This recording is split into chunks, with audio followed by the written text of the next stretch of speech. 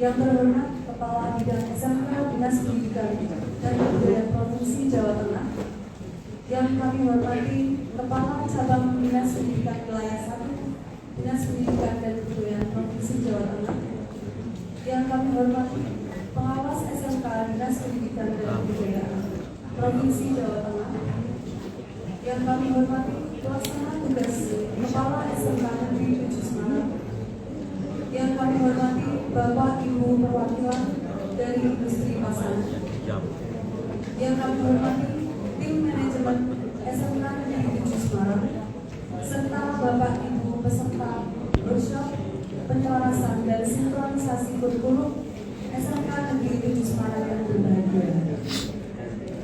Marilah kita panjatkan puji syukur kepada Tuhan Yang Maha Esa atas kesehatan dan berkahnya limpah kepada kita semua, sehingga hari ini Selasa 11 Juni 2024 kita dapat berkumpul di tempat ini dalam acara workshop penyelarasan dan sinkronisasi kurikulum SMK Negeri 7 Semarang tahun pelajaran 2024-2025. Perkenalkan, saya selaku pembawa acara untuk membacakan susunan acara pada hari ini. Yang pertama yaitu pembukaan dan doa. Kedua, menyanyikan lagu Indonesia Raya. Ketiga, sambutan-sambutan. Keempat, review dan penandatangan dokumen sinkronisasi kurikulum. Yang kelima yaitu penutup. Bapak Ibu, marilah kita mulai acara hari ini dengan bacaan basmalah. Bismillahirrahmanirrahim. Acara selanjutnya yaitu menyanyikan lagu Indonesia Raya. Kepada Bapak Ibu diperkenankan untuk berdiri.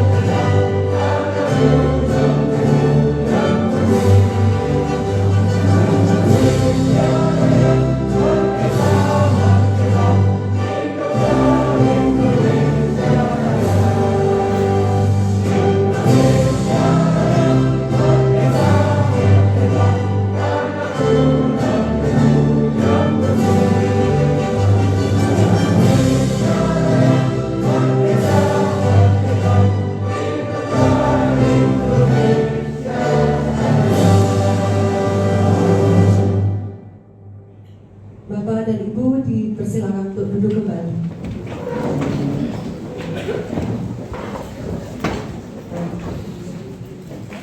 Acara selanjutnya yaitu sambutan-sambutan.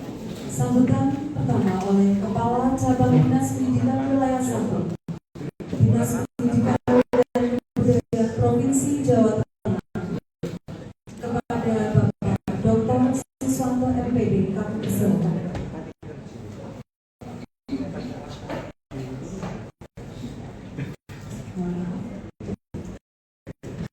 Dan sambutan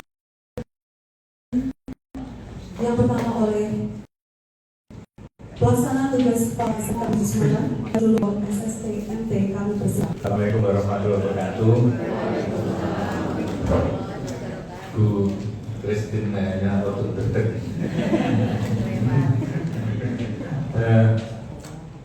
Puji syukur kehadirat Allah Tuhan Yang Maha Kuasa atas limpahan berkah amalnya, pagi hari ini kita bisa berkumpul di ruang sidang atas SMK Negeri 7 Semarang.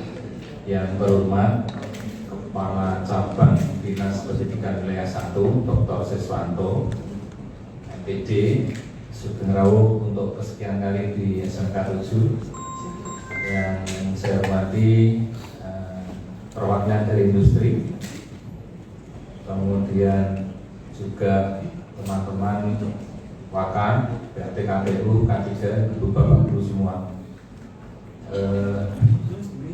Hari ini perlu saya laporkan Bapak, ada banyak kegiatan dari kemarin. Kemarin hari Senin, SMK 7 genap usia 57 tahun. 53 Pak, 53. 57 itu usia saya. Ya, 53. Hubungan dengan acara-acara yang lain. Itu yang pertama. Ini jadi teman-teman masih kelihatan bahagia Bapak karena kemarin banyak hiburan. Hari ini setidaknya ada 3 acara. Yang pertama di ruangan ini. Nanti insya Allah hadir kepala bidang nanti jam 9 beliau akan mendampingi kita.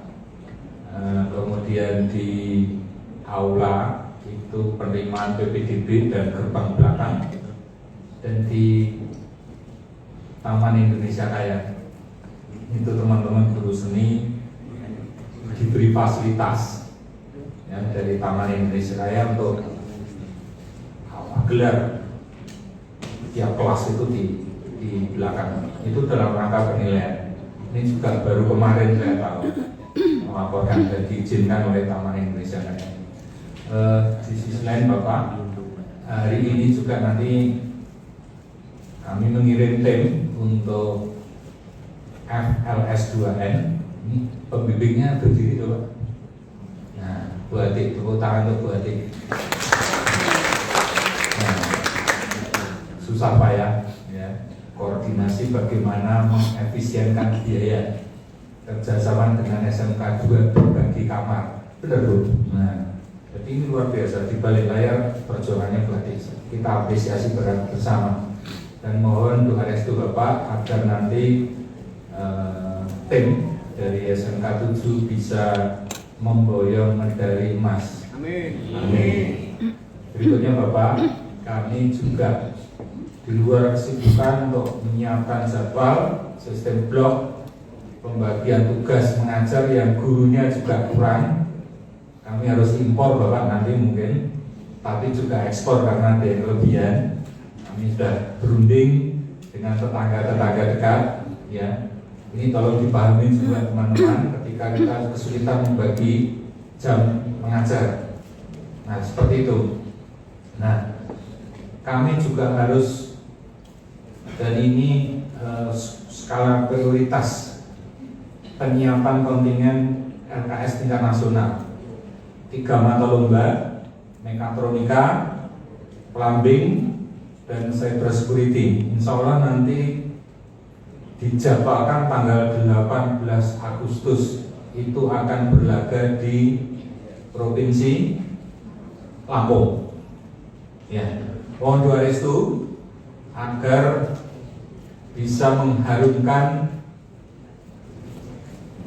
cabang dinas wilayah 1 dan kontingen Provinsi Jawa Tengah, kita bisa memboyong medali emas. Mohon doanya. Amin. Nah inilah teman-teman dan juga Bapak Kepala Cabang, di balik layar apa-apa yang kita siapkan untuk sekolah kita. Mohon perkenan Bapak Kepala Cabang nanti membuka acara workshop penyelarasan kurikulum dengan industri, dan berkenan nanti memberikan spirit, dorongan, motivasi, dan juga materi sehingga nanti bisa memberikan semangat baru bagi keluarga besar SMK Negeri 7 Semarang. Terima kasih. Wassalamualaikum warahmatullahi wabarakatuh.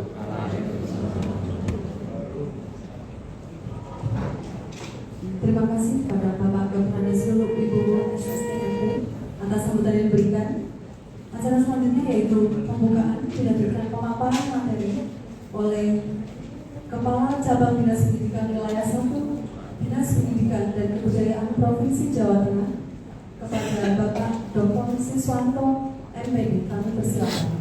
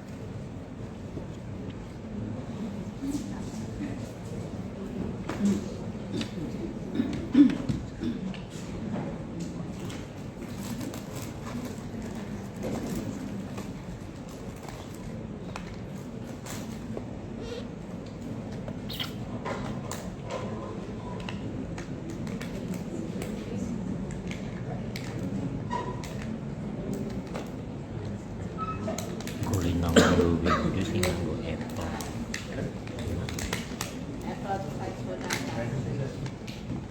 Ini Apple.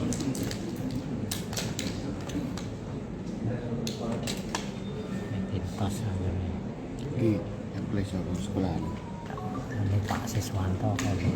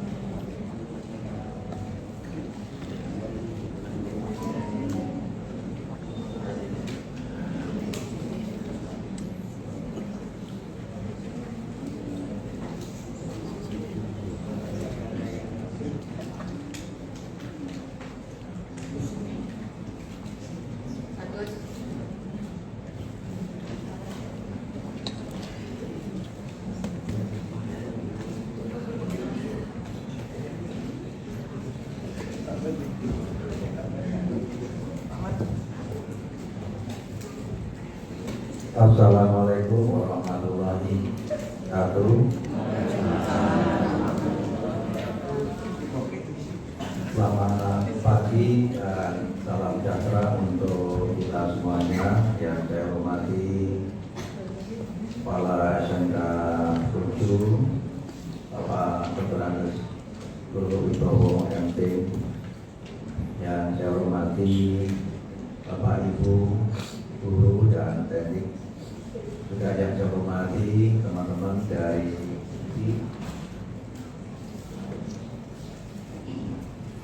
Bismillahirrahmanirrahim. Alhamdulillahirrahmanirrahim. Wassalatu wassalamu ala Sayyidina Muhammadin wa ala alihi wa sahbihi ajma'in, amma ba'du. Bapak Ibu yang kami hormati, pertama-tama saya sampaikan selamat ulang tahun ya untuk September ya. Tembak yang ke 70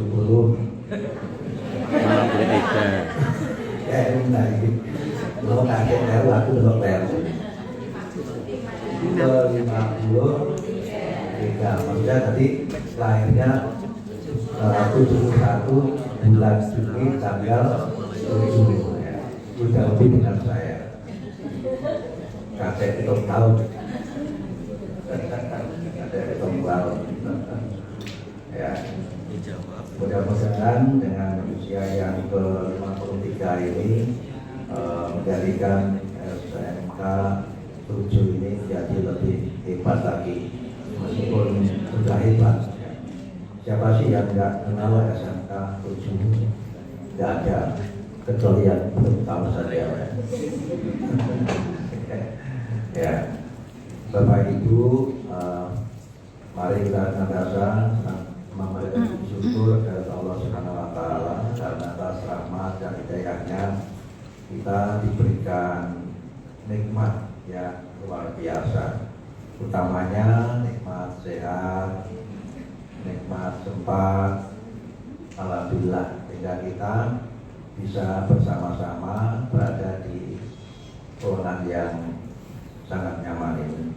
Salawat serta salam semoga senantiasa tercurah pada junjungan Nabi Agung Muhammad Sallallahu Alaihi Wasallam yang senantiasa kita nantikan sahabatnya kelak di yaumil kiamat. Amin ya rabbal alamin. Bapak Ibu, sebelum saya teruskan, saya bawakan pantun ya untuk pagi-pagi ini. Ya, cakep itu ya. Saya kalau jujur dengan pantun jadi cakep ini. Ya. Kalau kereta sudah melaju, saya masih lemes ya. Cair lah. Saya masih pagi-pagi ya, pagi-pagi. Ada yang belum sarapan gitu ya. Ya. Kalau kereta sudah melaju, mari kita berdoa mohon selamat. Cair.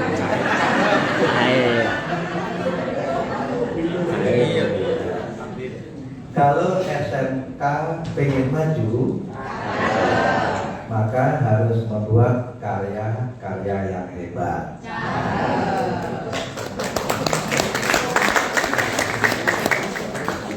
Iya, memang harus kalau pantun itu pas sekolah seperti pantun. Yang penting pada pantun ini. Bapak Ibu, ini acara yang bagus ya, di mana nanti ada sinkronisasi antara program yang dengan program dari dunia industri. Biar meningkat waktu Bapak Ibu, ini langsung saya buka gitu ya. Kakek ngomong nanti malah kali buka. Bapak Ibu, dengan memohon ridho dari Allah Subhanahu wa Ta'ala dan izin dari Bapak Ibu semuanya, kegiatan sinkronisasi program SMK Negeri 7 dengan dunia industri secara dan menggunakan saya menyatakan buka.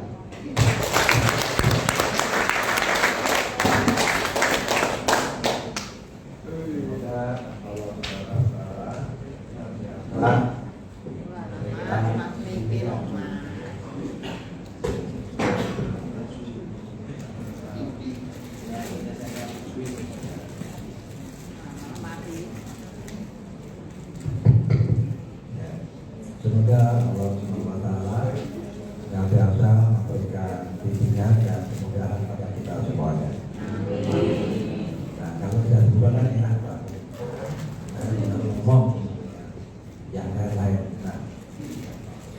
saya ini Bapak Ibu ingin bersama-sama dengan Bapak Ibu terkait dengan program sinergi yang harus kita kuatkan. Ini juga dalam rangka nanti kita mencoba untuk mensinkronkan antara program yang ada di sekolah dengan program-program yang ada di dunia industri. Nah, apa nanti program sinergi? Coba nanti kita akan diskusikan bersama-sama ya. Sinergi ini sebenarnya hal yang tidak asing karena di Dirjen Vokasi misalnya juga ada program sinergi antara dengan vokasi dengan dunia industri atau studi. Kemudian di berbagai instansi juga demikian. Oleh sebab itu kita coba ingin mendiskusikan sebenarnya bagaimana sih nanti kita di sekolah ini bisa saling bersinergi dengan berbagai lembaga yang kemudian nanti bisa memberikan kontribusi terkait dengan peningkatan kompetensi analitik kita. Yang kedua, memberikan bekal kepada mereka ketika mereka nanti akan melakukan usaha mandiri atau ketika mereka akan bekerja, sehingga ada bekal yang cukup bagi anak-anak kita. Namun sebenarnya kalau di sini saya buat akronim sinergi itu adalah sinya berkolaborasi atau kolaborasi, inovasi dan berbagi antara SMA, SMK dan industri. Kita tidak boleh membuat pemisahan-pemisahan, bahkan membuat barrier yang kemudian memisahkan antara ini SMA, ini SMK, sehingga akhirnya ada dikotomi yang membuat jurang besar. Padahal kita punya misi yang sama untuk mengentaskan anak-anak kita agar mereka punya bekal yang cukup. Memang yang membedakan kalau yang di SMK ini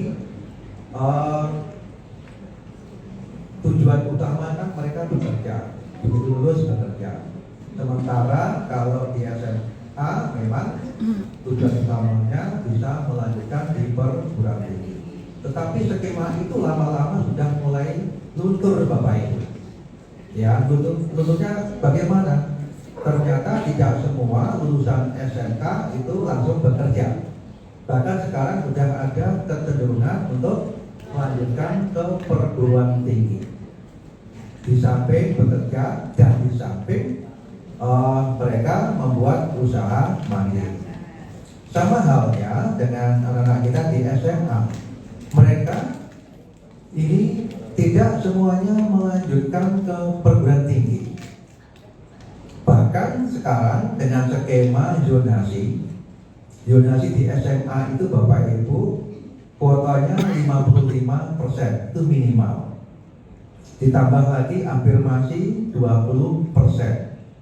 Ditambah lagi PTO 5%. Dan kemudian 20% itu sisanya, yaitu jalur prestasi.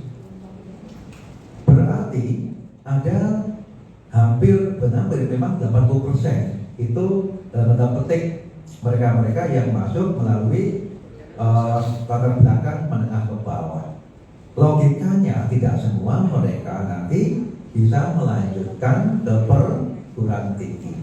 Ada yang mereka bekerja, ya kan? Ada yang mereka bekerja di perusahaan atau tempat orang lain. Ada yang mereka tidak melanjutkan, tidak bekerja. Nah ini yang menjadi perlu pemikiran kita bersama. Oleh sebab itu kita perlu memikirkan tentang ini. Ya, program sinergi ini juga berawal ketika saya diminta oleh waktu itu oleh Pak Sekda untuk menjadi salah satu tim akselerasi penanganan ekonomi di Jawa Tengah, sehingga kemudian perlu dibangun sinergisitas antar lembaga utamanya di dunia pendidikan. Nah ini kemudian muncul perlunya kita membuat program ini. Izinkan saya jambil jalan ya. Kita hanya aku legoki orang enak. Meskipun saya duduk, tapi ada yang berdiri.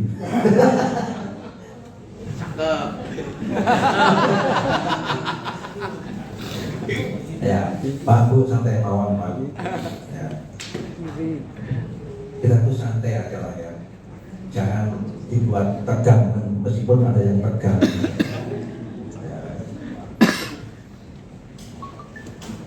Nah ini Pak, saya di mana-mana selalu mengajak, ayo berikan senyum. Berikan itu apa Bapak Ibu? Berkolaborasi, wujudkan. Jadi akronim. Berikan itu apa? Berkolaborasi, wujudkan. Senyum, sekolah, nyaman untuk semuanya. Ya, ya. Pak Bu, dengan tepuk tangan jangan ragu-ragu. Tepuk tangan kok ragu-ragu. Monggo tepuk tangan buat. Mudah-mudahan yang tepuk tangannya kencang diberikan kesehatan, diberikan rezeki yang banyak, ya, diberikan istri suami yang sayang. Yang belum tepuk tangan, silakan tepuk tangan sendiri. Kan biasa gitu, kalau diberi doa langsung habis itu kencang banget itu tepuk tangan. Ya. Jadi ini Pak Bu, mari monggo kita monggo Pak. Kita berikan senyum ya, berikan senyum. Apa tadi? Berkolaborasi, wujudkan sekolah nyaman untuk semuanya. Bayangkan Pak Bu, kalau sekolah itu nyaman untuk semuanya, kepala sekolahnya nyaman, guru tekniknya nyaman, anak-anaknya nyaman, orang tuanya nyaman, itu enak. Nanti guru-guru dan teknik nggak pengen cepat-cepat pulang. Akhirnya telepon suami atau istrinya, kok sedang pulang, kan? Nyaman Mas Mbak atau Bu di sekolahan. Nah ya. Kalau kita lihat Pak Bu, coba kita lihat wajah, enak ya sih ya, udah cantik senyum kan enak ya, enak kan? Nyaman gitu ya. Anak yang masih kecil unyu-unyu juga senyum, kita senyum dipaksa di senyum. Nenek-nenek ini senyum itu juga enak. Kalau kita lihat dari kata senyum, itu Pak Bu, kalau kita ketemu dengan orang pertama kali, lalu dia senyumkan, kita juga merasa nyaman ya. Wah, orang ini kok wajahnya kok senyum. Kita tanpa sadar itu berdoa, mudah-mudahan nanti rezekinya lancar, sehat selalu. Tapi kalau kita ketemu dengan orang dengan wajah ditekuk, itu kita batin ya. Wah, kok wajah ditekuk kok. Benar kan? Itu sudah doa loh mulai. Benar kan? Iya, makanya. Nah ini ada cerita baru, bukan cerita. Saya membaca jurnal di jurnal riset di California University kalau tidak salah tentang senyum. Jadi riset ini riset yang cukup panjang. Jadi puluhan tahun, bukan hanya 10 tahun, lebih dari 40 tahun. Dimulai dari tahun 40-an setelah Perang Dunia Kedua. Mereka ini ya tak bisa nih. Jadi mengumpulkan gambar-gambar atau foto-foto dari orang-orang anak muda waktu itu, di mana ketika gambar atau foto itu diambil, orangnya nggak tahu. Bukan foto yang disengaja maksudnya. Kalau kita disengaja kan, ayo senyum dulu kan gitu kan, itu enggak. Lalu dari sekian ratus atau ribu foto itu diikuti terus perjalanannya sampai kemudian sampai pada tahun 2000-an, berarti kan cukup panjang. Lalu dibuat kesimpulan, dia diikuti terus. Ada 2 kesimpulan. Kesimpulan yang pertama terkait dengan orang yang difoto itu wajahnya senyum. Yang kedua terkait dengan orang yang wajahnya tidak senyum. luar biasa Pak kesimpulannya. Orang yang wajahnya senyum dari kepribadian itu luar biasa. Orangnya care, suka membantu, tidak sombong, dan suka menabung. Ya, itu orang dari segi kepribadian. Dari segi karier, orang ini kalau dia mencapai karier itu luar biasa. Pasti dia mengajak teman-temannya atau bawahannya juga untuk maju. Ini luar biasa. Dari segi keluarga juga demikian. Orang-orang ini keluarganya harmonis. Anak-anaknya juga sukses, ya. Dan umurnya alhamdulillah sampai umur panjang. Rata-rata lebih dari 60 tahun ke atas. Nah, luar biasa. Ini orang yang senyum. Dan mereka jarang sakit, Pak Bu. Paling-paling sakitnya masuk angin, habis itu minum tolak angin sembuh. Tolak sembuh. Gitu. Nah, mereka yang di wajah itu wajahnya tidak senyum, kebalikannya. Dari kepribadiannya tidak care, sombong, naik ketemu orang ya jelas bergaul gitu, dan yang jelas tidak suka menabung. Tidak suka menabung. Dari segi karirnya, kalau dia sampai bisa mencapai tinggi itu dengan anjing-anjing orang lain. Tahu ya bahasa Jawanya anjing-anjing itu? Ya, anjing-anjing mutat ya. Bicaranya dia maju, tetapi yang lain gagal. Nah, ini Pak Bu. Dari segi keluarga juga demikian. Keluarganya kurang harmonis. Dari segi kesehatan sering sakit-sakitan. Sakit yang sering adalah sakit stroke Bapak Ibu. Nah, sekarang dengan mau pilih yang mana? Ayo, pilih yang mana? Senyum apa enggak? Nah, coba dia temannya senyum apa enggak? Nah. Kalau temannya dengan lihat masih cemberut, wah ini ada apa ini ya? Ya, ini Pak Bu. Ternyata juga ada lagi riset yang terbaru kemarin saya baca. Orang yang suka senyum ternyata berpengaruh pada sistem pencernaan, Pak. Ya, ya, pada pencernaan. Karena orang yang tidak bisa senyum itu cenderung stres. Karena stres akhirnya sering mencret, Pak. Benar. Coba dengar. Iya. Iya tak? Iya. Benar Pak Bu. Ini bukti. Nanti dengan cari lah. Benar. Ya. Dan yang paling kentara Bapak Ibu, maaf, sering sakit apa namanya? Bibir karyawan. Ini bahwa kalau benar sering sakit karyawan dan benar berarti dengan stres. Ya. Ini hati-hati Pak Bu. Tapi kalau kita sering senyum Pak Bu, metabolisme di tubuh kita tuh lancar. Ditandai dengan sering kentut Bapak Ibu. Iya, benar. Itu membuktikan bahwa kita tuh sehat. Jadi jangan dianggap tuh jangan sering kentut itu elek. Dan ini bukti, ini kemarin apa yang saya sampaikan, insya Allah itu dari riset. Makanya kalau ada yang kentut jangan, oh kamu kentut jangan. Alhamdulillah. Ya, oke Bapak. Nah, Pak Bu, kita ini ada tantangan di depan mata kita, ya. Ini yang luar biasa. Kemiskinan, kita nggak usah jauh-jauh. Di sekitar SMK ini menemukan nggak kondisi seperti ini? Itu di sana itu kan ada, ya kan? Di pinggir kali itu. Nah, ada. Lalu kondisi pengangguran juga luar biasa. Lalu tentang lingkungan hidup ini juga luar biasa. Sampai saya masih ingat 3 bulan yang lalu ya, SMK 7 mengajukan ke kota untuk nugiat kali itu.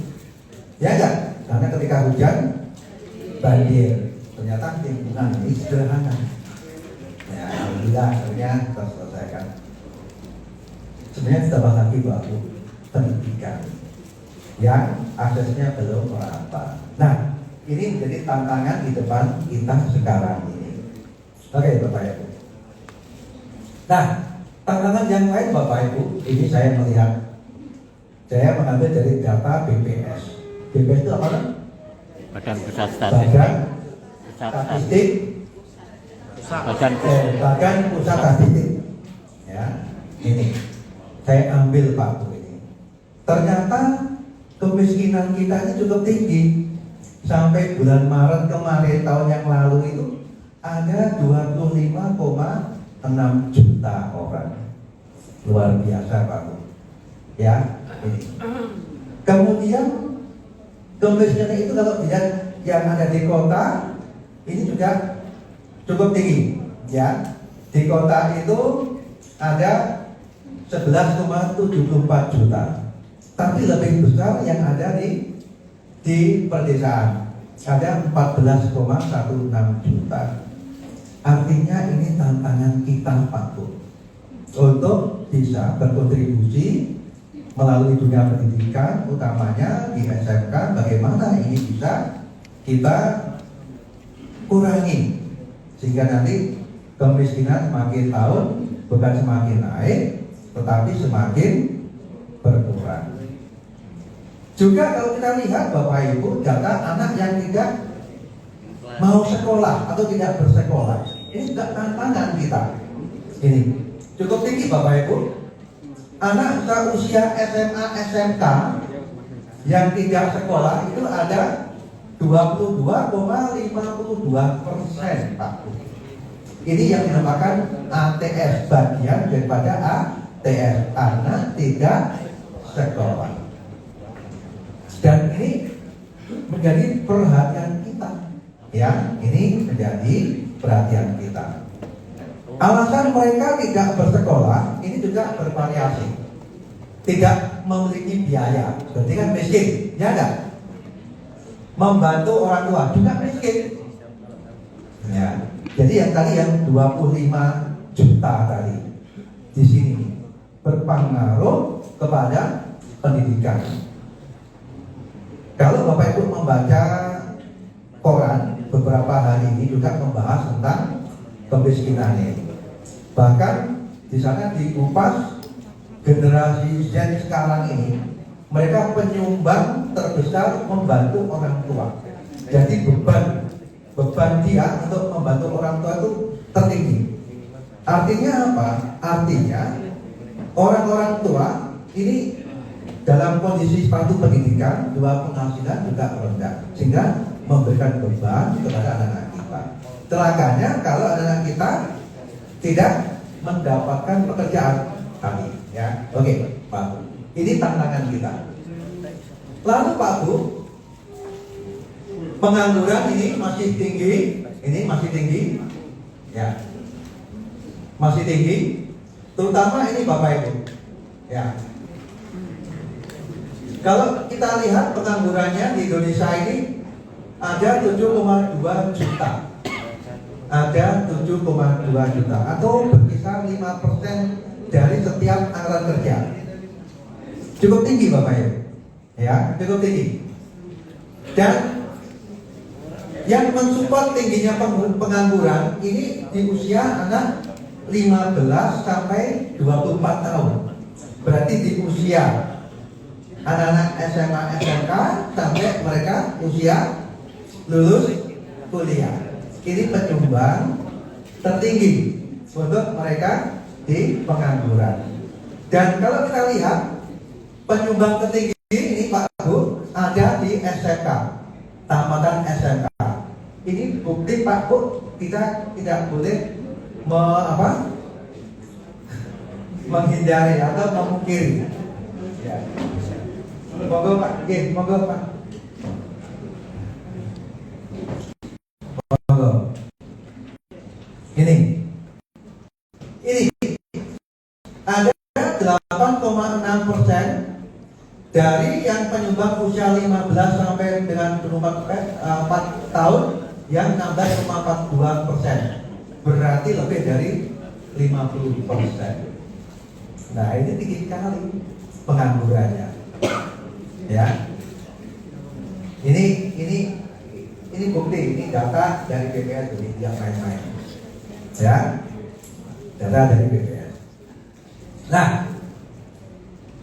permasalahan tingginya ini Pak, menjelaskan antara ketersediaan lapangan kerja dengan pencari kerja tidak imbang, jelas, sehingga menimbulkan pengangguran.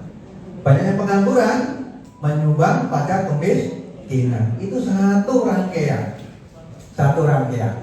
Nah ini. Dan kalau kita lihat Pak Bu, mereka yang bekerja, yang selama ini bekerja ini, kita lihat ya, yang bekerja ini, kebanyakan mereka yang bekerja di informal, ada 60% Pak Bu. Monggo.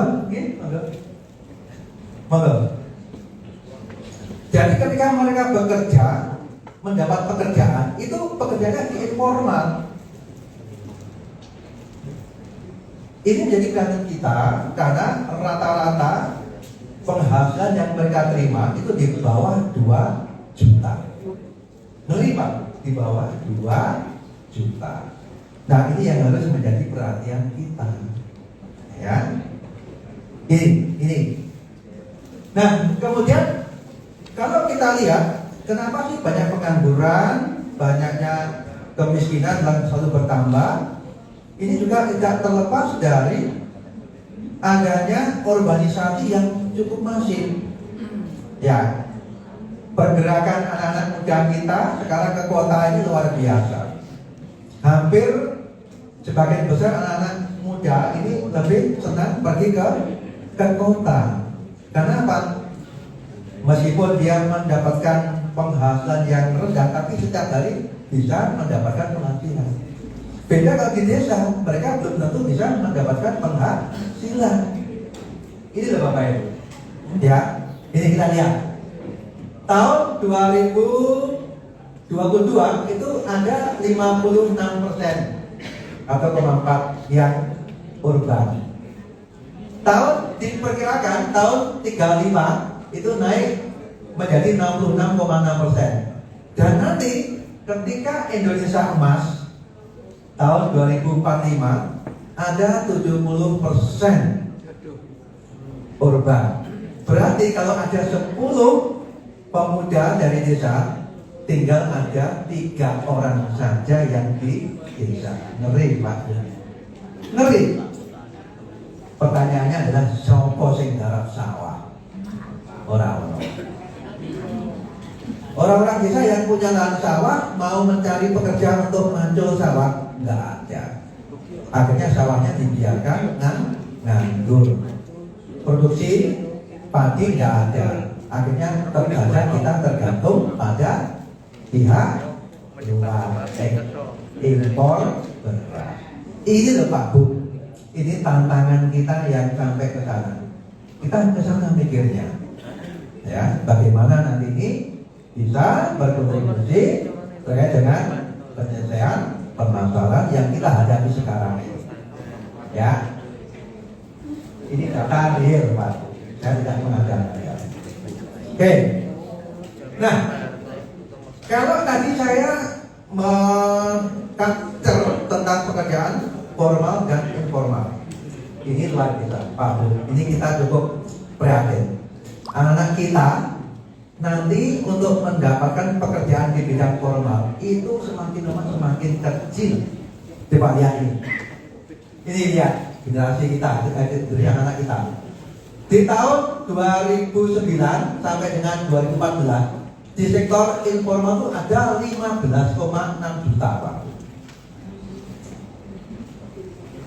Lumayan tinggi. Tetapi semakin kesini semakin berkurang. Sampai akhirnya coba Bapak Ibu lihat ini, ya. Sekarang tinggal ini loh Bapak Ibu. Ini loh, ya. Ini berapa ini?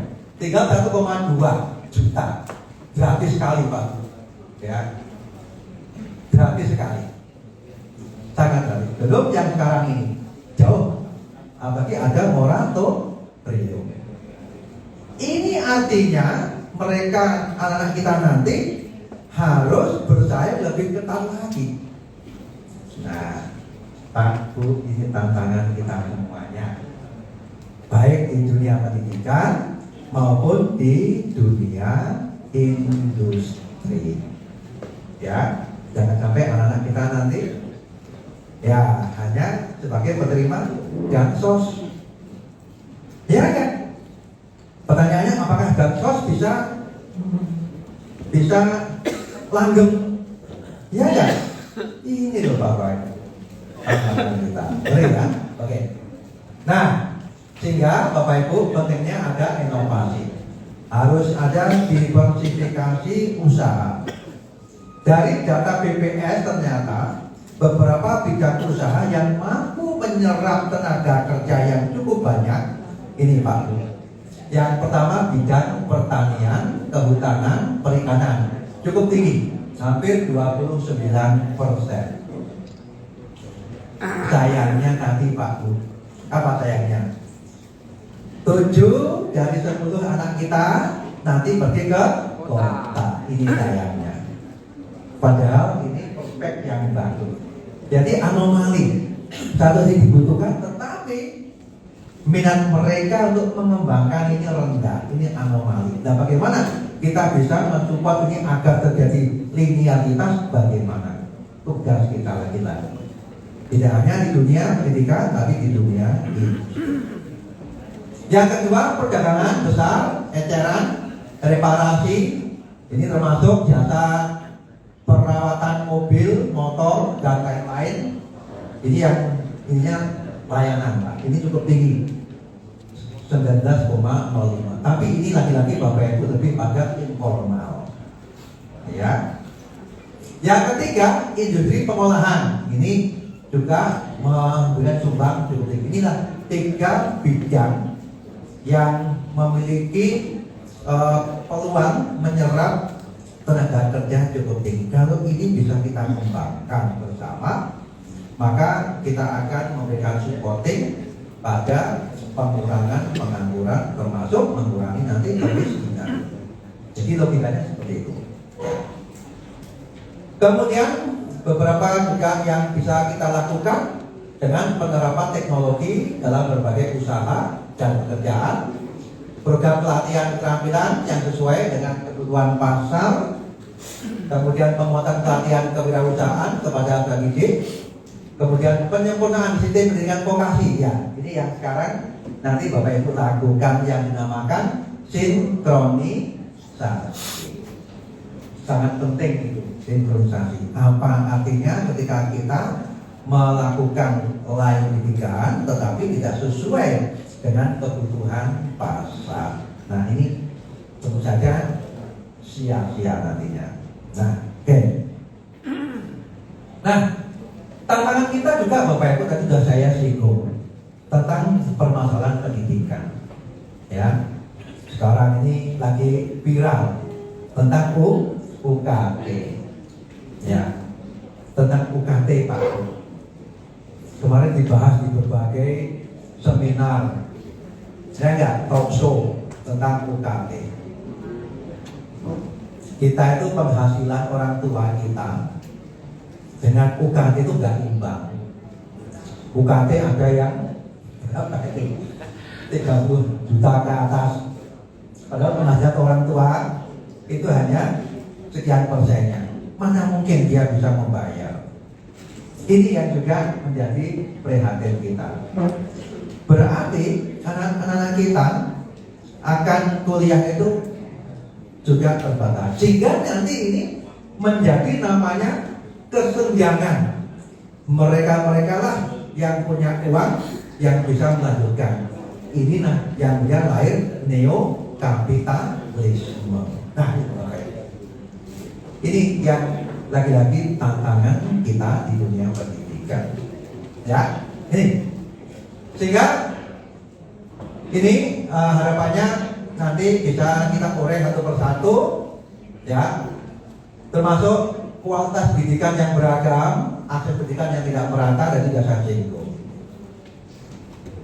Kemudian kurikulum yang tidak relevan. Nah, jika hari ini perlunya kita sinkronisasi, rendahnya anggaran pendidikan. Ini juga menjadi banyak keprihatinan. Insya Allah nanti Bapak Ibu yang ini akan ada solusi. Ya, mulai bulan Juli nanti, Insya Allah sekolah negeri sudah diizinkan untuk menerima sumbangan. Nah, ya, dari orang tua. Menerima, bukan meminta Bapak Ibu. Menerima sumbangan, beda kalimatnya. Ya. Kemudian ini manajemen dan administrasi pendidikan yang lemah, ini juga harus ada perbaikan. Ya. Oke, Bapak Ibu. Nah, tantangan kita yang lain, Bapak Ibu, di dunia pendidikan ini juga lumayan besar, utamanya terkait dengan keamanan sekolah. Makanya tadi di depan saya ajak Bapak Ibu untuk apa tadi? Untuk membuat sekolah yang nyaman. Ini Bapak Ibu tantangan kita ini. Nah, ini data dari KPAI, ya. Dalam 1 tahun itu ada aduan lebih dari 2000 aduan terkait dengan kekerasan. Ini juga tantangan. Ya, baik itu kejahatan seksual, fisik maupun pornografi dan cybercrime. Ini terkait dengan keamanan dan kenyamanan sekolah. Ya, maka di awal saya sudah mengajak, ayo wujudkan sekolah yang nyaman. Kemudian data juga dari KPPA ini anak usia 13 sampai 17 tahun, jadi anak usia SMP, SMA ini juga mengalami dalam 1 tahun lebih 1 kali mengalami kekerasan. Ya, ini. Kemudian ini data dari asesmen nasional. 1 dari 3 anak mengalami kekerasan seksual. Mereka 1 dari 3 anak berpatu. Cukup tinggi loh ini, jangan dianggap sepele. Kita saja mungkin yang tidak perhatian atau kurang perhatian pada anak kita. Ayo, ini data real, ya. 1 dari 4 anak mengalami hukuman fisik. Sekarang sudah bukan zamannya lagi kita menghukum fisik. Kalau dulu zaman saya dulu gini nggak apa-apa ya, gini kan dulu, sampai gini kan, nah, ya nggak, dulu ya gini kan. Saya masih mengalami Pak. Ya, yang susah saya mengalami ya. Karena nggak boleh. Ini juga 1 dari 3 orang ini mengalami perundungan atau bullying. Ini bukti-bukti fisik yang ada di depan mata kita di dunia pendidikan.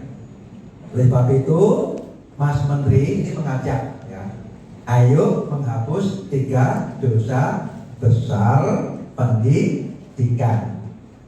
Yang pertama apa Bapak Ibu? Pernah dengar ya ini? Ayo hapus 3 dosa besar pendidikan. Pernah dengar nggak? Pernah, ya. Ini bullying, ya. Kekerasan seksual tadi sudah saya ungkap. Intoleransi. Sehingga kemudian turun regulasi Permendikbud Ristek nomor berapa coba? Nah ini saya pengen tahu teman-teman siapa yang ditunjuk menjadi TPPK, angkat tangan. Pak Lulu, siapa Pak Lulu yang jadi TPPK? Nah, monggo Pak Kabit, ya, gini, Pak Kabit, monggo. Monggo sini Pak Kabit, monggo. Gini. Ya, di depan lah. Selamat datang Pak Kabit. Pak Kabit tambah nom ya. Tiap selalu. Jangan tambah itu lagi. Enggak ya Pak? Enggak. Ya, selamat datang Pak Kabit. Tapi siapa Pak Lulu sebagai ketua TPPK? Mana?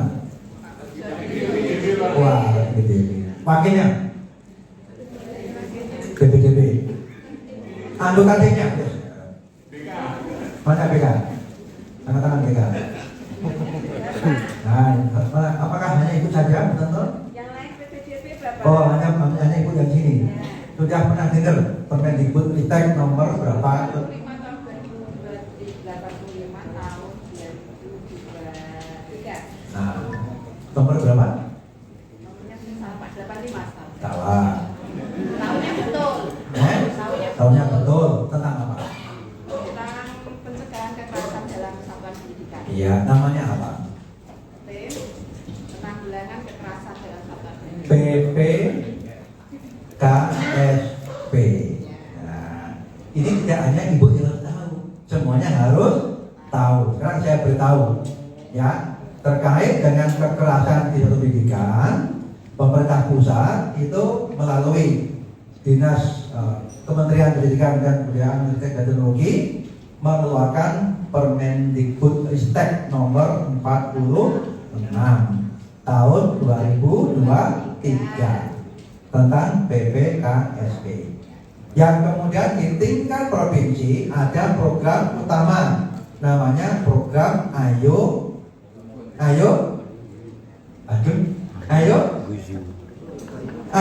Rukun. Wah, ini Pak Lu. Tapi ini belum ada sosialisasi Pak.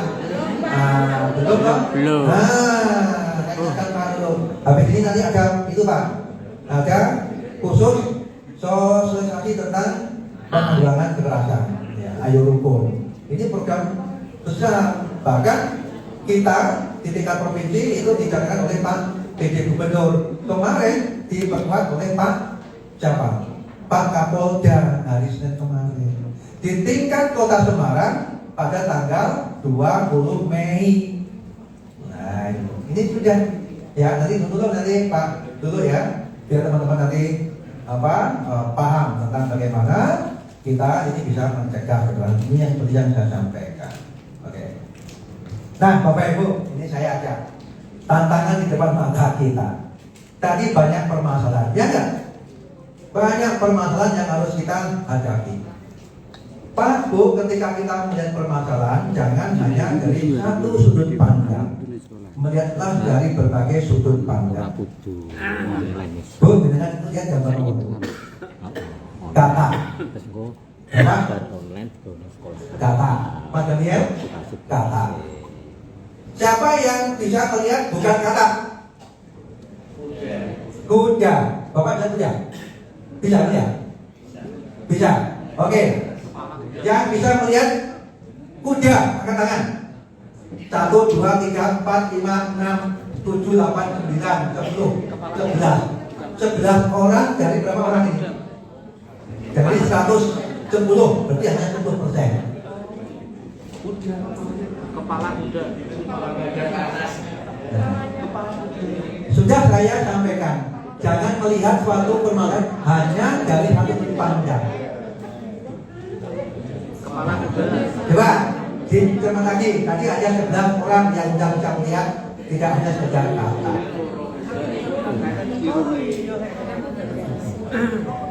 Siapa yang sudah bisa bertambah berapa orang? Ayo, ngacung.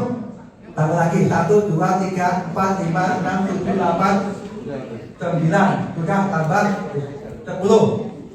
Ada 21. Betul? 50. Ini paling setawi kata. Makanya Kata belum. kan delok miring ini kan kepala kuda. Ternyata sederhana Kepala Pak. miring ini sithik. Permasalahan di depan kita tidak semua orang bisa melihat.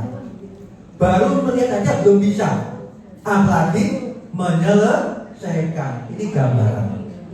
Untuk melihat permasalahan aja belum bisa, apalagi menyelesaikan. Ini Pak. Makanya melihatlah dari berbagai sudut pandang. Sudah saya jelaskan. Sudah bisa belum? Oke, tambah berapa? Coba tambah berapa? 1, 2, 3, 4, 5, 6. Tambah 6 orang. Jadi ada 27.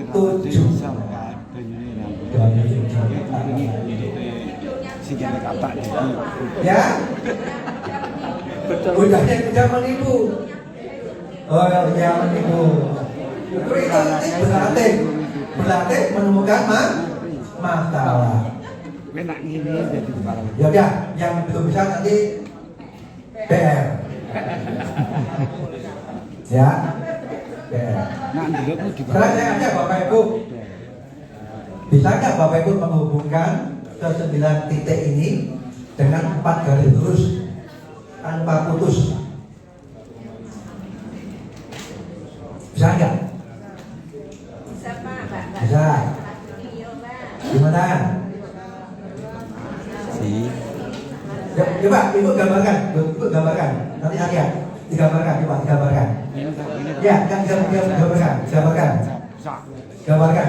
4 Coba digambarkan. 4 garis lurus. Gambarkan. 4 lho garisnya. Garisnya mung papat kok. Mau ngarep ping piro? Gambarkan coba. Garisnya papat. Maksudnya piye garis Bapak? Salah. Titik menggabungkan titik lagi. 5. 5 Hanya 4 garis. papat kok. Mana? Ya. Nah, ya. Oke. So. Zero. Terus yang gini nah. Kan bilang garis. 4. Lu angel. Ya kuwi. Ya. Kena tulisannya lho ya. Dengan 4 garis lurus titik tusuk. Yang lain nanti niru Mas Hasim. Keluar titik toh. Kita tuh Bapak Ibu sering melihatnya tadi hanya satu Ini jajan. sudut pandang. Kita nggak mau mencoba yang lain. Papat ku piro? Nah, Patmo. 5. ya. Anti mainstream. Oh, lah iya kan kudu melu metu sih. Nah, ini juga nanti berpikir kritis Pak Bu, sama dengan tadi. Ya, berpikir out of the box itu berpikir kritis. Ya, tidak hanya berpikir seadanya. Bagaimana cara kita mengungkap ini berpikir kritis? Ini nanti berpikir kreatif. Apa bedanya kalau berpikir kreatif dengan berpikir kritis?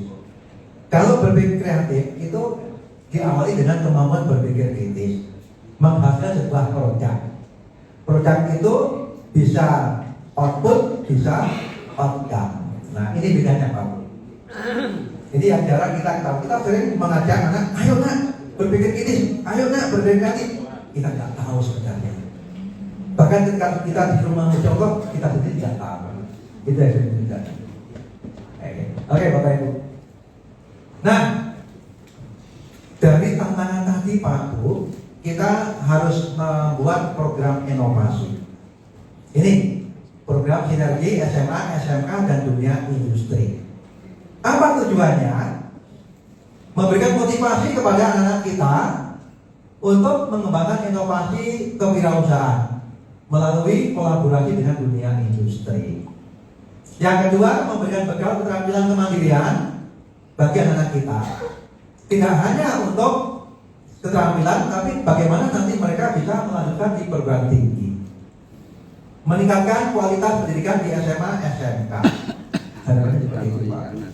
Kolaborasi. Mengenalkan para didik sejak dini pada dunia industri dan dunia kerja. Melatih mereka terkait dengan kemampuan memperoleh atau mendapatkan kecakapan abad dewasa. Yang pertama apa? Berpikir kritis tadi dan kemampuan menyelesaikan masalah. Yang kedua, kemampuan berkolaborasi. Yang ketiga, kemampuan kreatif. Yang keempat, komunikasi. Yang sebenarnya tadi sudah saya ungkap di depan. Ini penting sekali. Melatih pendidik mengembangkan keterampilannya jika mampu menemukan peluang usaha. Mereka yang mampu berpikir kritis, maka nanti mereka juga akan mampu memberikan peluang usaha. Nah, apa bentuknya? Bisa diawali dengan sosialisasi kepada anak kita terhadap dunia industri. Kunjungan kepala sekolah, guru ke dunia usaha, melakukan analisis peluang usaha, kemudian menjalin kolaborasi SMA, SMK, dan dunia industri, kunjungan kelompok dan didik ke SMA, SMK, dan dunia industri, pelatihan pengembangan usaha baik oleh guru maupun peserta didiknya. Apa peluang peluang yang bisa kita lakukan? Berbagai peluang usaha di bidang pertanian. Nanti saya ambil dari data BPS tadi, peluang yang terbesar tadi, ya, saya ambil dari situ. Di dunia pertanian bisa dengan pengembangan ini tanaman hidroponik, budidaya tanaman hias, pertanian organik, usaha bibit tanaman, usaha budidaya jamur, pupuk organik, dan sebagainya. Di bidang peternakan masih banyak lagi. Di bidang industri ada industri makanan dan minuman, industri kreatif, industri teknologi informasi, pariwisata, pendidikan dan pelatihan, kesehatan dan kecantikan dan seterusnya. Ini peluang yang bisa kita kembangkan. Ya. Nah, kemudian peluang magang ke luar negeri, ke Jepang, silakan, ke Cina, ke Korea. Kemarin Jerman itu masih membutuhkan banyak tenaga kerja. Jadi kalau ada 4 kebutuhan peluang, baru 1 yang terpenuhi. Kebalikan kita, ya. Kalau kita ada 10 pelamar, baru 1 yang terpenuhi, itu kebalikannya, ya. Ke Cina alhamdulillah kita sudah mulai mengirim, ke Jepang juga sudah, ke Korea juga sudah, ya. Juga kemarin ada permintaan dari Ceko di Eropa Timur. Nah, ini perlu kita jemput Bapak Ibu di dunia usaha ini, di dunia industri, agar anak-anak kita tadi yang banyak pengangguran sudah mulai menurun, ya. Nah, ini beberapa kolaborasi sudah terjadi. Nah, lalu program 1 UKM 1 Siswa. Ini program dari Dinas Koperasi dan UKM. Ya, nanti ini program yang sangat bagus menurut saya, dan alhamdulillah kita sudah berkolaborasi. Kalau ini diperkuat lagi, ini akan bagus sekali. Ya, ayo Bapak Ibu, berbagai cara kita lakukan. Ya, kita jalin dengan berbagai dinas yang ada di provinsi ini. Ini salah satunya dengan Dinas Koperasi UKM. Kemudian pentingnya bersinergi antara pendidikan vokasi dan UKM ini. Ya, bagaimana nanti pendidikan vokasi memberikan kontribusi kepada UKM, sebaliknya UKM juga berkontribusi kepada dunia pendidikan vokasi. Nah, jika nanti akan terjadi link and match antara pendidikan yang ada di SMK ini dengan di dunia industri, dunia usaha.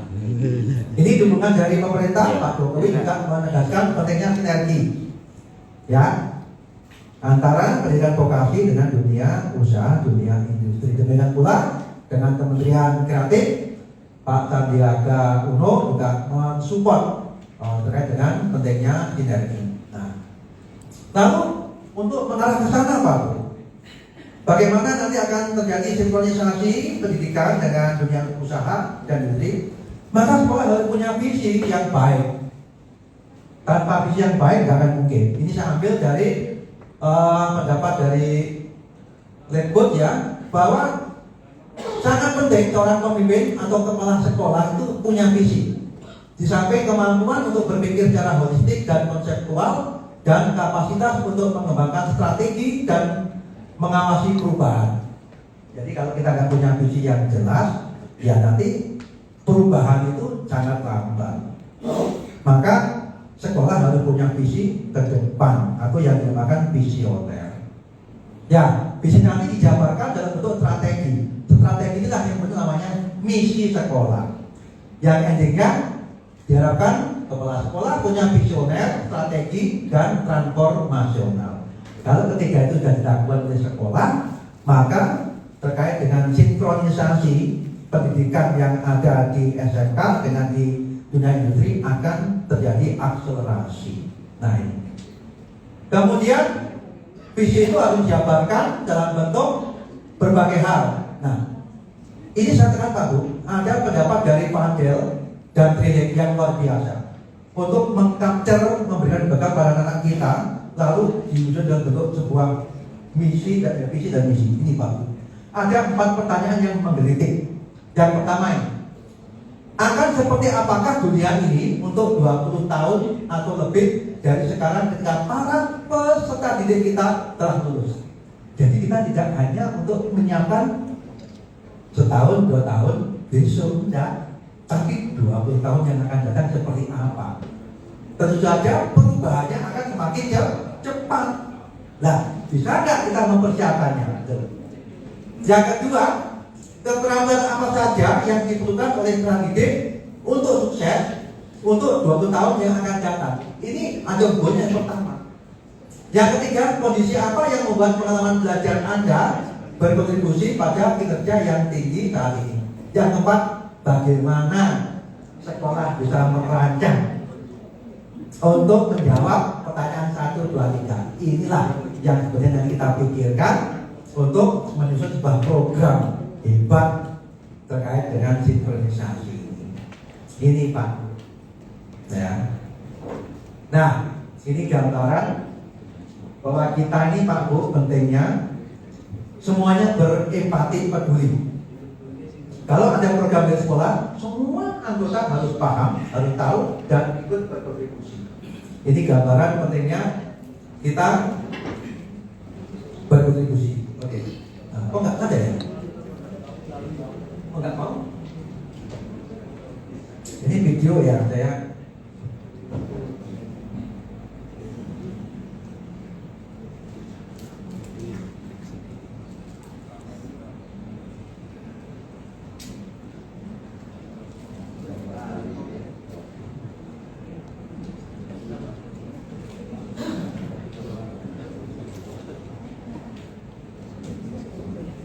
Ya sudah. Oke, itu saya lanjut aja. Ini Pak Bu, sehebat program apapun, kita harus punya guidance bahwa program yang kita buat nanti harus sukses. Saya mencoba prinsip sukses dalam bekerja. Yang pertama, kerja itu harus cerdas dan kreatif. Yang pertama. Tadi sudah saya singgung, kerja cerdas yaitu berpikir kritis, analitis, dan strategis untuk merencanakan dan melaksanakan tugas dengan efisiensi, mengoptimalkan waktu, ya, dan sumber daya yang ada, mengidentifikasi prioritas, memilih metode terbaik untuk mencapai tujuan. Jangan suka mengeluh. Lalu bagaimana yang kreatif? Kerja kreatif itu kerja yang pemikirannya out of the box, ya, imajinatif, inovatif, ya, tidak hanya sekedar berpikir atau bekerja menggugurkan kewajiban. Harus ada inovasi-inovasi kita lakukan. Harus ada ide-ide baru yang mengarah kepada kemajuan. Ini namanya kerja cerdas dan kreatif. Yang kedua, kerja itu harus dapat dinikmati dan disyukuri. Oleh siapa? Oleh kita sendiri yang bekerja, oleh orang lain. Kalau orang lain ingin menikmati kerja kita, maka kuncinya kita harus memberikan layanan yang optimal atau dinamakan excellent service. Nah, itu Pak. Untuk bisa excellent service, ya harus cerdas, harus punya ilmunya. Ya, kerja itu Bapak Ibu harus aman dan terkendali. Mulai dari perencanaan, ya toh, pengorganisasian, pelaksanaan sampai pada refleksi harus aman dan terkendali. Kalau ketika itu sudah dilakukan, insya Allah Bapak Ibu, maka kita bisa mencapai sukses itu. Ini yang harus kita lakukan. Dan terakhir Bapak Ibu, ya sekian.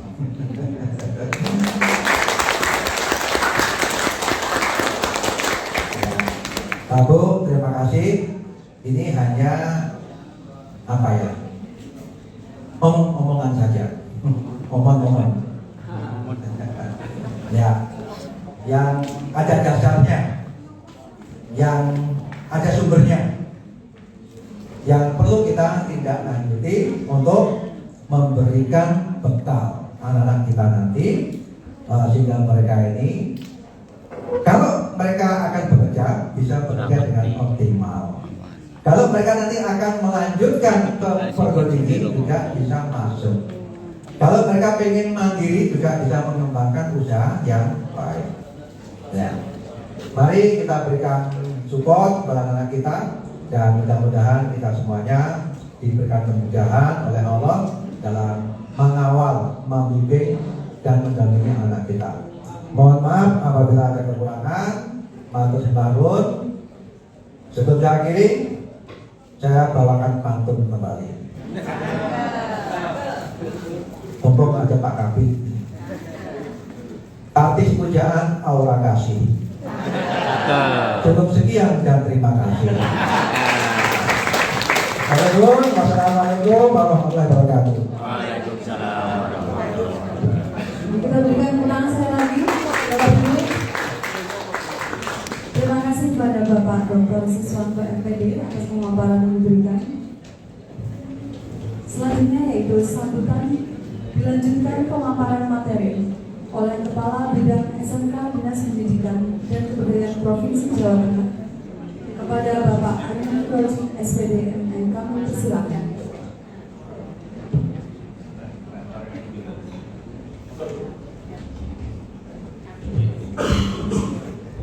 Ini coba deh, masuk kepala bidang mana menyatakan. Pak Kasat matur nuwun sudah paparan dan teman-teman di hadapan kita rawuh kepala bidang SMK terus terang menghadirkan beliau, apalagi bisa berjejeran begini itu effortnya di belakang itu luar biasa. Tepuk tangan untuk beliau sudah. Jadi kami di balik layar itu merancang waktu itu mungkin lebih dari 1 minggu untuk nge-clocking, kira-kira begitu. Pak Kacap, matur nuwun, dan Pak Kabit di hadapan kita itu ada industri pasangan yang mitra kami. Ini sambil buka-buka Pak, karena baru dilaporkan oleh ketua jurusan. Jadi ini ada dari PT Innapo International Konsulindo, PT Karya Deka Alam Lestari, kemudian PT Graha Service Indonesia, PT Apparel One Indonesia, PT Panasonic Gobel Dharma Nusantara, PT Akurasi Prima Tulsindo, PT New Ratna Motor, PT Internet Mulia untuk Negeri atau Nexan. Kemudian Pak, kami laporkan ini di bawah itu ada pelatihan apa tadi dilaporkan barusan ini. Yang laporkan tadi Bu Harum ya. Karena muter-muter ini Pak.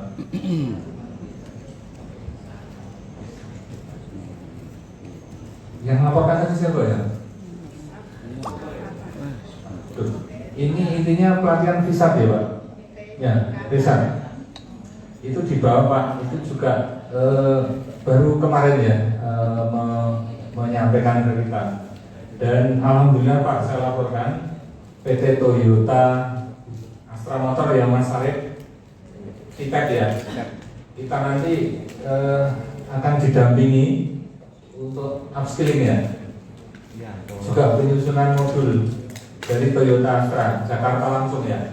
Ya ini sampai tuntas untuk jurusan TKR. Dan di Jawa Tengah itu DIY itu hanya ada 4 SMK. Kami terpilih dan dipercaya. Tepuk tangan untuk TKR. Monggo, waktu sebenarnya saya serahkan kepada Kepala Bidang.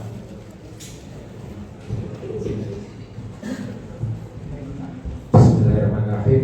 Assalamualaikum warahmatullahi wabarakatuh. Semangat Bapak Ibu.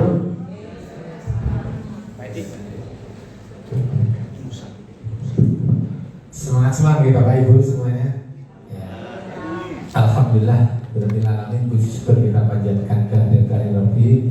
Hari ini kita semua sehat walafiat. Mudah-mudahan kesehatan diberikan oleh Allah, bisa ya, sehat selalu. Ya. Monggo Pak. dan kumlot nanti saya menyesal.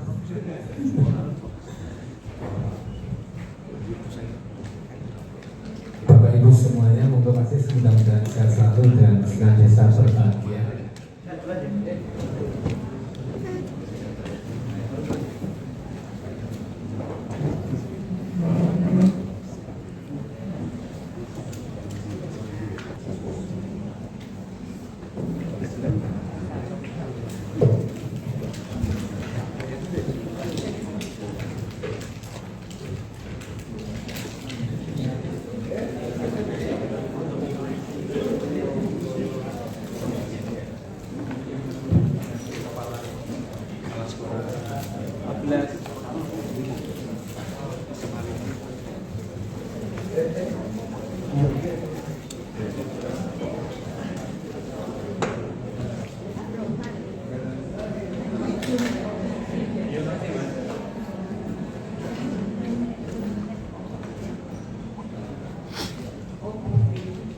Bisa lanjutkan ya.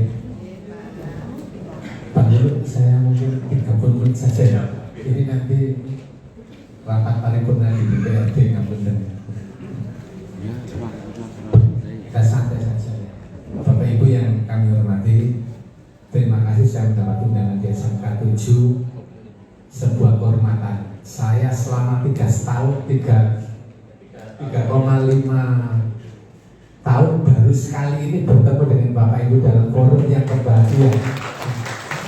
Mungkin karena hebatnya SMK 7 sehingga saya belum boleh masuk sini, baru hari ini belum masuk. Ya, ini menjadi kehormatan bagi saya. Satu, Bapak Ibu, kebijakan makro Indonesia kan Indonesia Maju SDM unggul di breakdown menjadi kebijakan Pemprov Jawa Tengah, mengentaskan kemiskinan dan pengangguran dan menghasilkan SDM yang berdaya saing. Kemudian program utama Pak PJ tahun ini adalah peningkatan layanan pendidikan vokasi, sehingga vokasi ini menjadi hal yang utama. Kalau di medsos ada All Eyes on Papua ya, baca All Eyes on Papua, semua mata tertuju pada Papua. All Eyes in Vocational Center of Java, semua mata sekarang tertuju di vokasional di Jawa Tengah, termasuk pusat, termasuk prioritas Pak PJ. Saya yakin demikian juga industri, saya catat hari 7 juga punya komitmen bersama untuk memajukan pendidikan vokasi, sehingga penanganan vokasi ini tidak bisa berdiri sendiri. Orang yang hebat tidak akan mendatangkan manfaat tatkala dia berada di pucuk gunung, terkecuali dia menjalin jaringan web. Web ini kan jaring laba-laba artinya, terkecuali dia punya jaringan. Saya kira kita semua yakin guru SMK 7 tidak ada yang tidak punya grup ya. Kita semua punya grup karena kita ingin mendatangkan manfaat bagi orang lain. Terkait tema sentral dunia vokasi ya, saya ini dilahirkan di vokasi Pak. Darah saya kalau di Gopres ini netes vokasi. Saya dulu STM 3 Surabaya tahun 88, kemudian dikirim menjadi guru STM, kemudian menjadi kepala program keahlian, maka kepala sekolah. Akhirnya saya hari ini berada di sini bertemu dengan Bapak Ibu semua yang saat itu juga saya sebagai seperti panjenengan. Dunia vokasi ini pendidikannya merupakan satu satuan pendidikan yang luar biasa, yang berbeda dengan saudara kita sekolah menengah atas, karena semua guru masyarakat dituntut untuk terlibat tatkala anak sudah keluar pintu gerbang SMK 7. Saya yakin kita semua punya pikiran bagaimana anak SMK 7 keluar pintu gerbangnya diterima oleh masyarakat. Jangan sampai mereka tidak diterima, kan begitu? Dalam keadaan bekerja, kemudian wirausaha atau apa? Atau Melanjutkan. dalam dunia akademis Pak Lulu, melanjutkan itu tidak boleh didiskusikan di sekolah menengah ke Jogja. Jadi kalau ada beda buku tentang melanjutkan siswa STM itu haram. Loh, betul. Dilanjut Mas Pres 68 tahun 2022 ini wajib kepala sekolah, guru, kepala programnya wajib hafal Perpres 68 tahun 2022 dan Stranas PMK tentang pendidikan vokasi. Tujuannya utamanya Pak, menghasilkan lulusan yang berkompeten, unggul, dan diterima di dunia industri. Itu perpresnya. Di sini kan SMKPK ya. Ketua SMKPK-nya siapa? Yang mendekat ini. Mana Pak dulu? Sedang Kepala program kalian yang terlibat SMKPK. Siapa? Putri. Visi SMKPK apa Bu? Ini STM saja. Visi SMKPK menghasilkan lulusan yang Unggul. terserap di industri atau dan wirausaha dan menjadi rujukan atau melakukan imbas bagi SMK-SMK di sekitarnya. Tidak ada kalimat melanjutkan. Menghasilkan lulusan yang terserap di industri dan wirausaha. Artinya apa?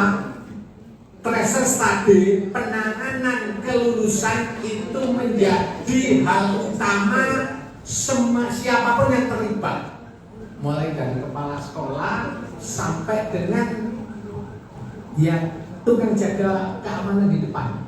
Semua harus terlibat bagaimana keterserapan lulusan ini bisa maksimal.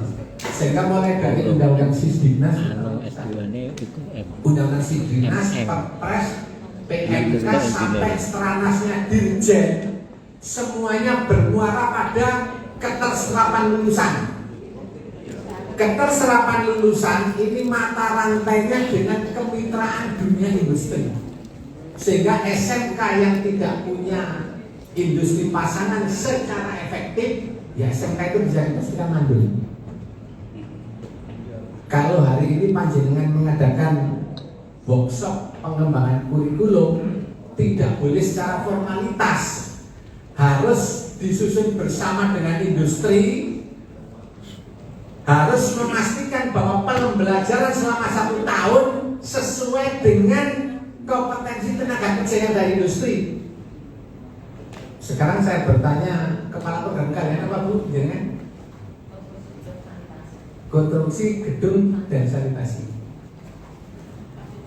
Saya ingin bertanya, pembelajaran selama 1 tahun sudah sesuai dengan kompetensi tenaga kerja di industri tidak?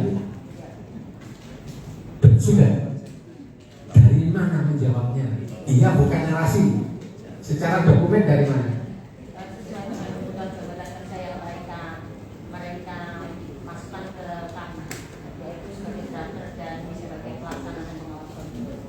Ditemukan di dokumen mana? Menyebutkan apa? Kompetensi tenaga kerjanya, jabatan kerja, okupasinya, betul. Ya. Bapak Ibu, Dinas Pendidikan dan Kebudayaan Jawa Tengah sekarang kebijakan sudah membaca nota dinas dari Dinas Pendidikan ya, tentang pemetaan kompetensi tenaga kerja. Sudah dilaksanakan. Semua satuan pendidikan wajib berkoordinasi dengan industri pasangannya, menanyakan berbagai jenis kompetensi tenaga kerja di industri. Misalnya tadi sudah ya, ini kebijakan secara umum. Misalnya PT Panasonic, Panasonic, terima kasih Bapak ya. Semua industri yang hadir ini hadir, kami terima kasih sudah mensupport sekian tahun mendukung anak-anak kita. Misalnya CV Panasonic di sana ada genset pembangkitnya nggak Pak? Tidak ada. Oke. Kemudian PT Karya Dika Alam Lestari.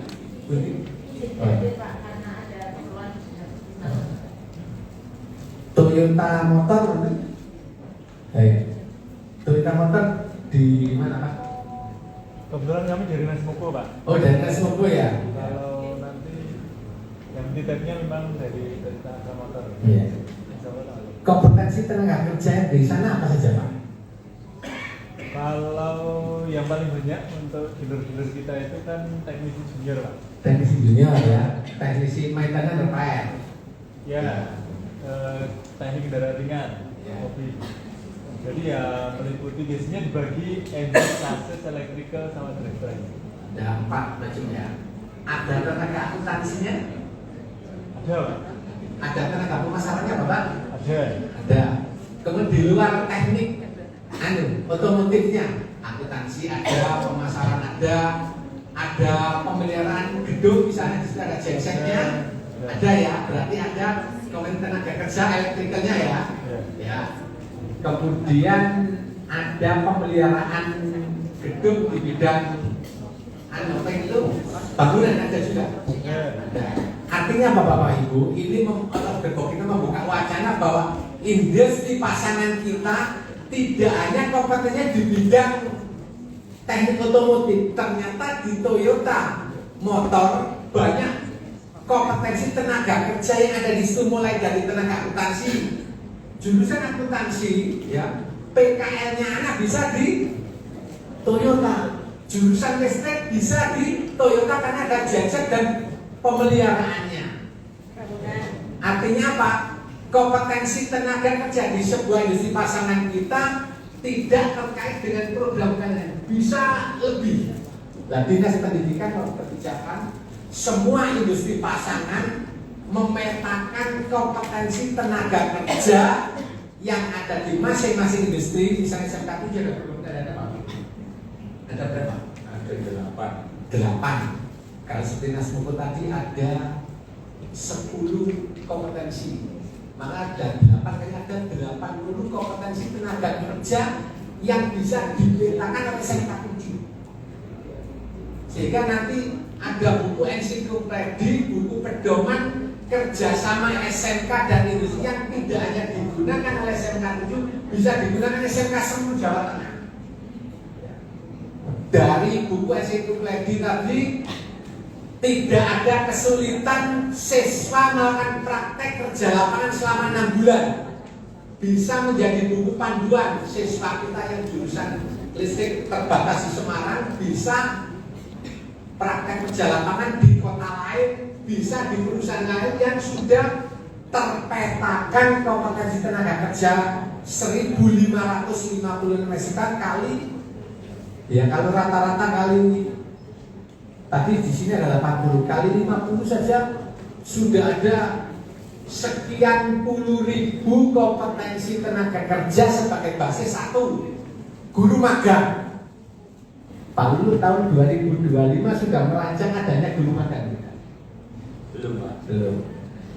Di akhir Desember RKAS-nya wajib merencanakan guru magang secara berkala ke industri. Karena magang ini sebuah pilihan untuk update informasi yang ada di tanpa magang, ya gurunya hanya bercerita apa yang ada di kita. Ya. Kita hebat karena kita berada di rumah kita. Tatkala kita keluar, ada hal baru ya yang anak-anak kita tidak tahu, sehingga program magang bagi tim perencana RKS wajib merencanakan. Murid kita berapa Bapak Ibu? 2000 berapa? 2.500. Kalau kali 2 juta berapa miliar? 4 miliar, belum BOP-nya. Sehingga SMK 7 saya analisa setiap bulan itu menghabiskan dana 700 juta. SMK 7 setiap bulannya menghabiskan ini real loh Bu. Kalau di audit SMK 7 setiap bulannya menghabiskan dana 700 juta. Kan 7M. Hari efeknya 10 bulan. Sehingga kepala program kalian tidak boleh main-main menghabiskan dana setiap bulan 700 juta untuk apa? Untuk sudahkah dirancang makan dulu? Ini wajib Pak Lulu. Karena budaya kerja yang ada di industri ini setiap saat ada update informasi. SMK 7 walaupun SMK yang hebat tidak mungkin sinkron dengan perkembangan teknologi yang ada di industri, sehingga magang itu sebuah kewajiban. Yang jurusan listrik siapa Pak? Jurusan listrik. Syarat sinkron di listrik itu apa? Satu, enggak sinkron kalau dua pembangkit. Nah, frekuensinya harus sama, ya. Frekuensinya harus sama, tegangannya harus sama,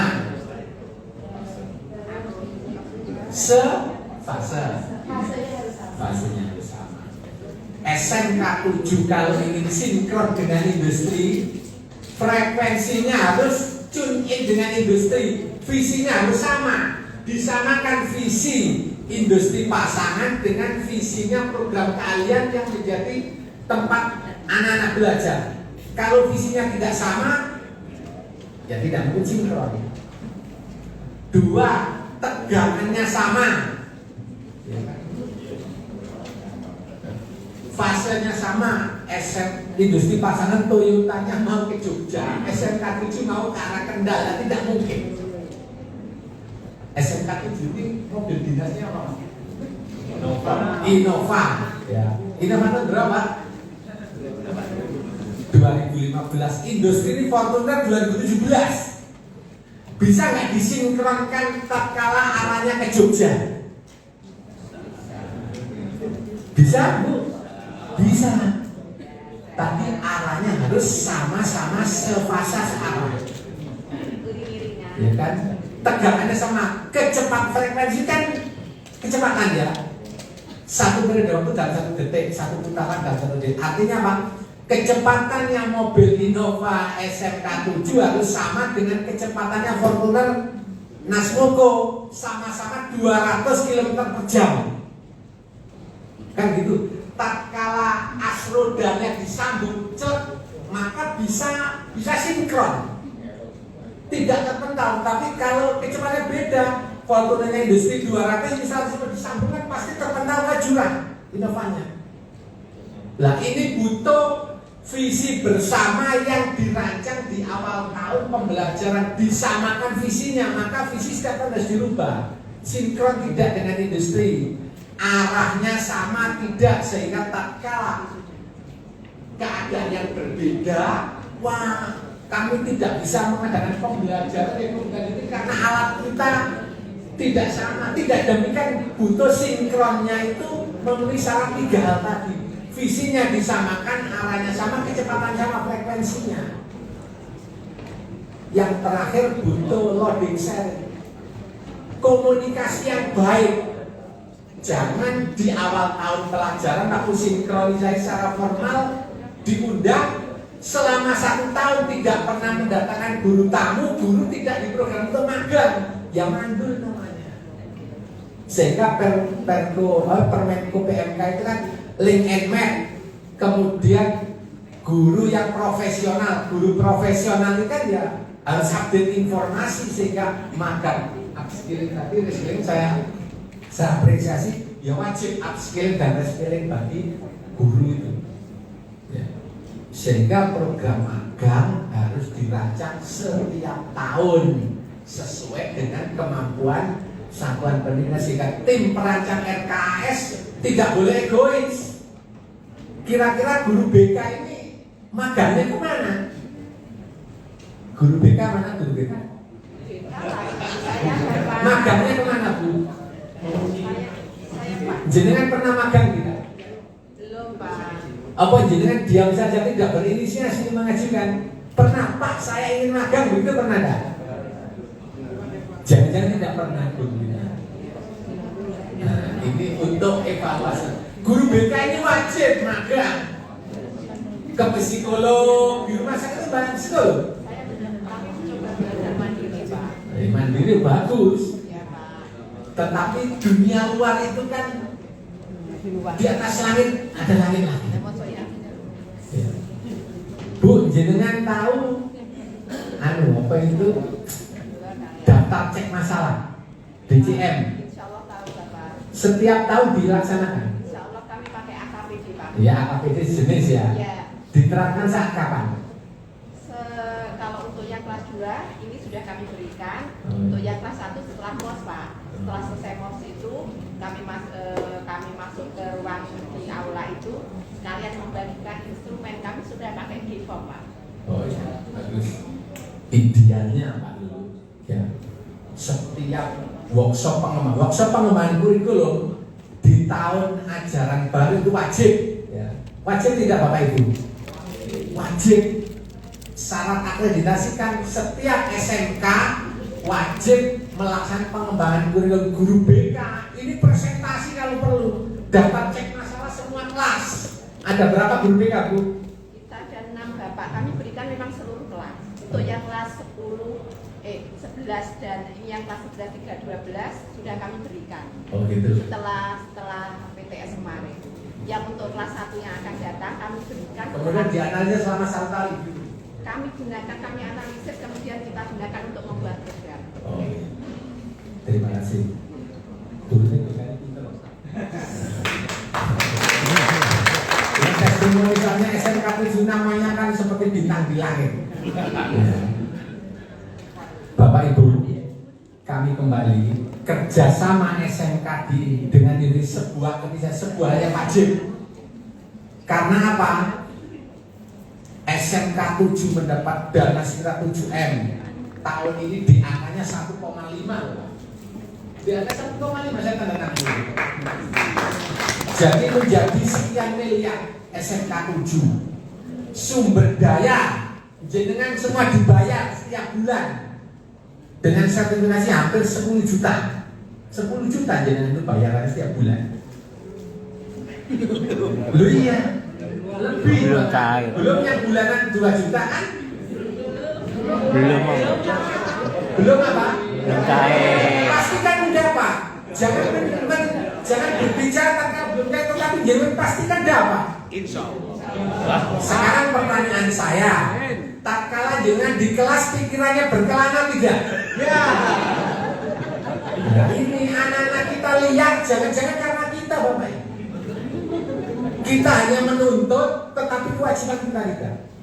Sumber dana, ya sekian miliar yang ada di SMK 7, termasuk jenengan digaji oleh negara dan sumber daya dan sumber dana, semua berorientasi pada meningkatnya mutu lulusan. Jadi jenengan dikumpulkan hari ini, saya hadir di sini, semua industri ke sini dalam rangka meningkatkan kompetensi lulusan. Tidak ada tujuan lain, muaranya ke sana. Untuk menghasilkan mutu lulusan yang baik oleh siapa? Oleh pembelajaran yang dirancang oleh guru, dilaksanakan oleh guru. Jadi menyusun kurikulum itu roh dari satuan pendidikan. Tatkala tidak ada kerjasama dengan industri, bisa dipastikan pembelajaran tidak menghasilkan kompetensi yang signifikan. Sehingga kerjasama itu jangan formal, harus efektif, efisien dan produktif. Tatkala tanda tangan itu betul-betul sesuai dengan kompetensi tenaga kerja yang ada di industri. Pembelajaran selama 1 tahun itu terjamin bahwa apa yang disampaikan itu sesuai dengan kompetensi tenaga kerja.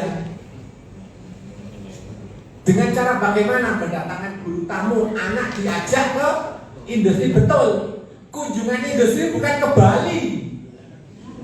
Loh iya, kunjungan industri sesuai dengan industri pasangan di mana anak kita praktek. Anak kita praktek di Surabaya, yang tempat kunjungan industri kan tidak. Lah pikiran-pikiran itu harus out of the box. Tanggung jawab kita harus kita sempurnakan. Kunjungan industri nomenklaturnya tidak ada.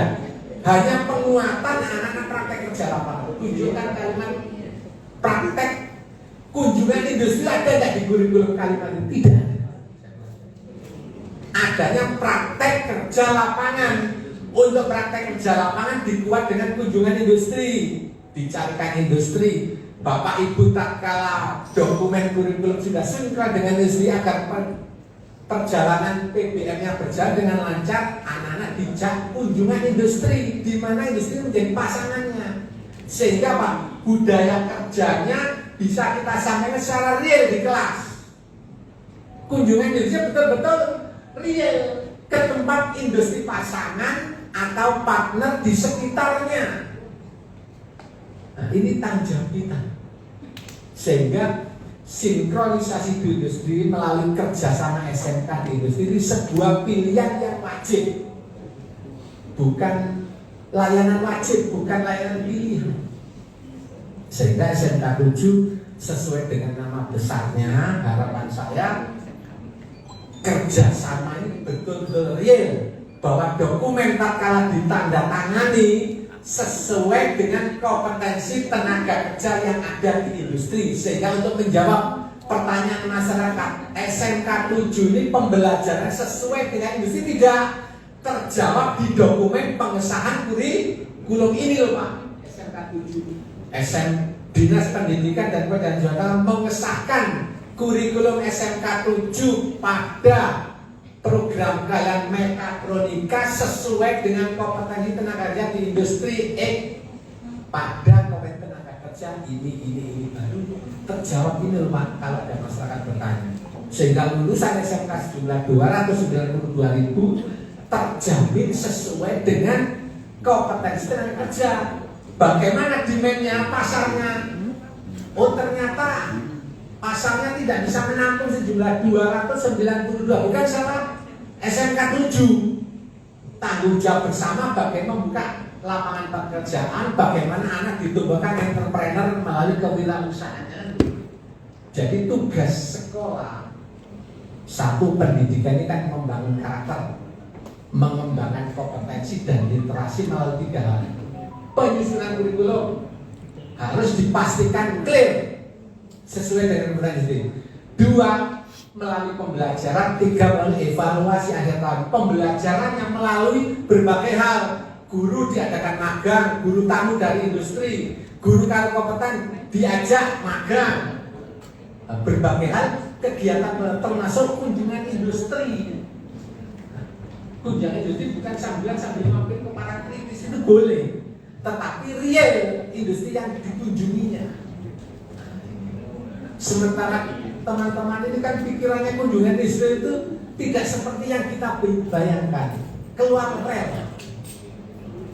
sehingga pikiran transaksional sering mendominasi pikiran kita, kan begitu.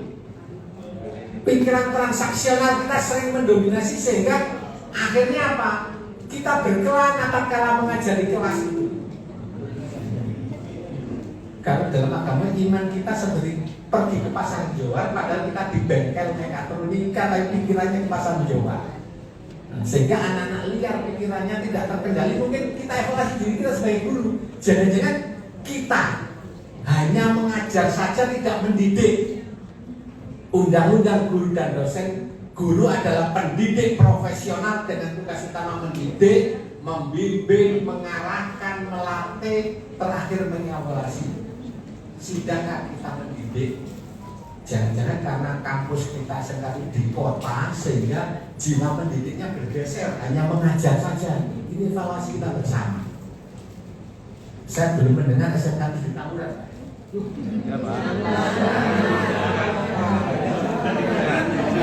Kalau sampai ada terdengar tawuran berarti evaluasi bersama. Jangan-jangan kita ini bukan menjadi pendidik, hanya mengajar saja.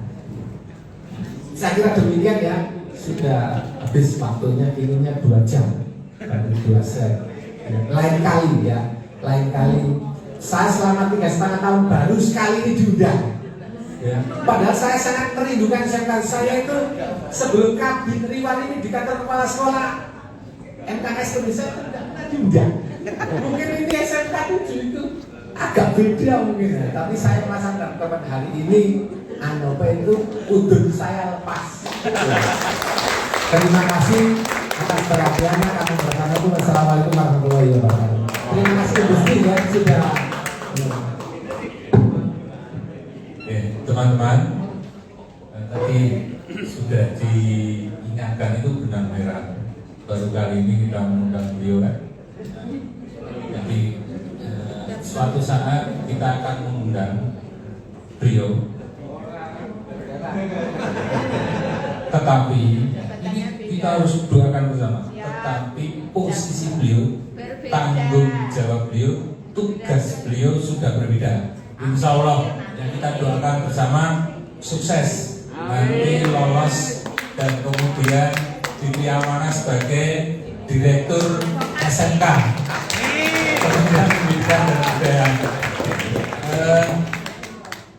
Saya ucapkan terima kasih dan juga dari industri ya. Mohon maaf saya belum juga banyak berkenalan dengan beliau Pak. Ini monggo pembawa acara untuk diatur selanjutnya. Foto dulu Pak. Beliau itu sudah ditunggu di Dewan untuk mendampingi Kepala Dinas. Bapak, terima kasih atas pemaparan dan sambutan. Dari industri monggo. Mohon berkenan untuk berfoto bersama. Pak Habib, Pak K3, monggo. Ini Pak. Bapak Ibu perwakilan dari industri. Perwakilan industri. Monggo Pak, monggo Pak.